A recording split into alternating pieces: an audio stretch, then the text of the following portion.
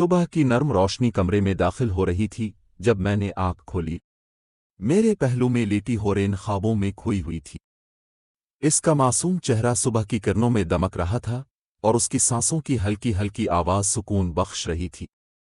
میں نے دھیرے سے اس کی طرف دیکھا۔ ایک لمحے کے لیے وقت تھم سا گیا۔ میں نے آہستہ سے اٹھنے کی کوشش کی تاکہ اسے جگائے بغیر باہر جا سکوں، مگر جیسے ہی میں ہلنے لگا اس نے نیند میں ہی میرا ہاتھ تھام لیا۔ میں مسکرا دیا۔ شاید وہ مجھے محسوس کر سکتی تھی، میرے وجود کو، میرے جذبات کو۔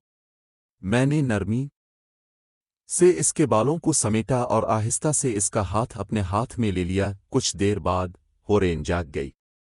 وہ ابھی بھی نیند کے خمار میں تھی، مگر جب اس کی نظریں میری آنکھوں سے ملیں تو وہ شرما کر کروٹ بدل گئی۔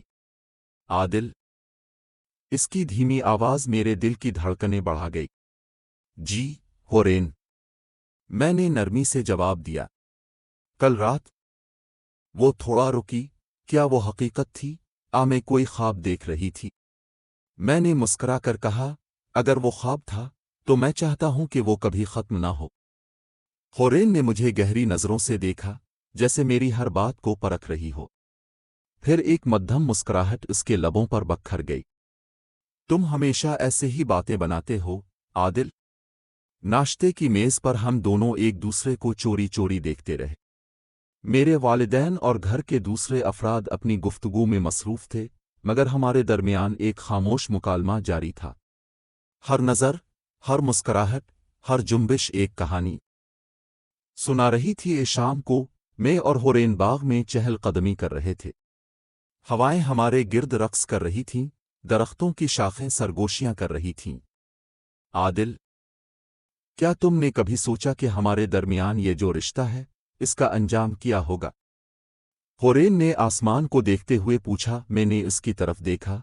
ہورین، جب دل کی ڈور کسی سے بندھ جائے تو انجام کی فکر نہیں کرنی چاہیے، بلکہ اس لمحے کو جینا چاہیے۔ ہورین نے میری طرف دیکھا اور پھر مدھم ہنسی کے ساتھ بولی، کبھی کبھی تم اتنے فلسفی کیوں بن جاتے ہو؟ میں نے قہقہا لگایا، جب تم پاس ہوتی ہو تو سب کچھ شاعرانہ لگنے لگتا ہے۔ وہ مسکرا دی، مگر پھر اس کی آنکھوں میں سنجیدگی آ گئی۔ لیکن عادل، کیا ہمارا پیار اتنا مضبوط ہے کہ ہم ہر مخالفت کا سامنا کر سکیں؟ میں نے اس کا ہاتھ تھام لیا۔ اگر ہم ایک دوسرے کا ساتھ دیں گے تو دنیا کی کوئی طاقت ہمیں جدا نہیں کر سکتی۔ اسی رات میں ہورین کے کمرے کے قریب سے گزرا۔ اچانک اس نے دروازہ آہستہ سے کھولا اور مجھے اندر بلا لیا۔ عادل، جلدی اندر آؤ، کسی نے دیکھ لیا تو مصیبت ہو جائے گی۔ میں ایک لمحے کے لیے جھجکا، مگر پھر اس کی آنکھوں کی التجا نے میرے قدموں کو آگے بڑھا دیا۔ دروازہ بند ہوتے ہی وہ میرے قریب آ گئی۔ مجھے ڈر لگ رہا ہے، عادل۔ ہمیں کوئی الگ کرنے کی کوشش کر رہا ہے۔ میں نے نرمی سے اس کا چہرہ اپنے ہاتھوں میں لے کر کہا، کچھ بھی ہو جائے، میں تمہیں چھوڑنے والا نہیں ہوں۔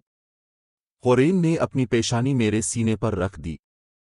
لمحے جیسے تھم گئے تھے اور ہماری قربت میں محبت کی تپش محسوس ہو رہی تھی۔ لیکن جیسے ہی ہم ایک دوسرے کے قریب ہوئے، دروازہ زور سے کھل گیا۔ چچی دروازے پر کھڑی تھیں، ان کی آنکھوں میں حیرت اور غصہ تھا۔ یہ کیا ہو رہا ہے؟ ان کی آواز نے ہمیں چونکا دیا۔ ہورین نے فوراً پیچھے ہٹنے کی کوشش کی، مگر میں نے اس کا ہاتھ مضبوطی سے تھام لیا۔ چچی، ہم ایک دوسرے سے محبت کرتے ہیں۔ یہ غلط نہیں ہے۔ چچی کا چہرہ سخت ہو گیا۔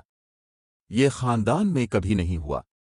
اگر کسی اور کو پتہ چل گیا تو بہت بڑا مسئلہ ہو جائے گا۔ اگلی صبح والد صاحب کو سب کچھ بتا دیا گیا۔ ان کی پیشانی پر شکنیں گہری ہو گئیں۔ یہ ممکن نہیں، عادل۔ تمہیں اپنا راستہ بدلنا ہوگا۔ ہورین خاموش کھڑی رہی، آنکھوں میں آنسو لیے۔ میں نے مضبوط لہجے میں کہا، ابا، ہم ایک دوسرے کے بغیر نہیں رہ سکتے۔ اگر آپ ہماری محبت کو نہیں سمجھ سکتے تو ہمیں اپنی راہ خود بنانی ہوگی۔ میرے الفاظ کمرے میں گونج اٹھے اور والد صاحب ایک لمحے کے لیے خاموش ہو گئے۔ ہورین نے میری طرف دیکھا اور میں نے اس کے ہاتھ کو نرمی سے تھام لیا۔ ہم جانتے تھے کہ راستہ مشکل تھا، مگر ہمیں اپنی محبت کے لیے ہر حد سے گزرنا تھا۔ اگلے کچھ دن تناؤ میں گزرے، مگر آخرکار والد صاحب نے ہماری محبت کو قبول کر لیا۔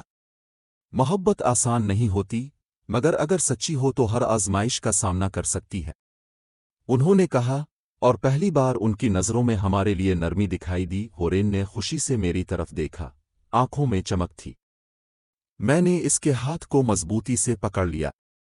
ہم نے یہ جنگ جیت لی، ہورین، اب کوئی ہمیں جدا نہیں کر سکتا۔ اور پھر ہماری کہانی نے ایک نیا موڑ لے لیا، ایک ایسا موڑ جہاں محبت نے ہر دیوار کو توڑ کر اپنی جگہ بنا لی۔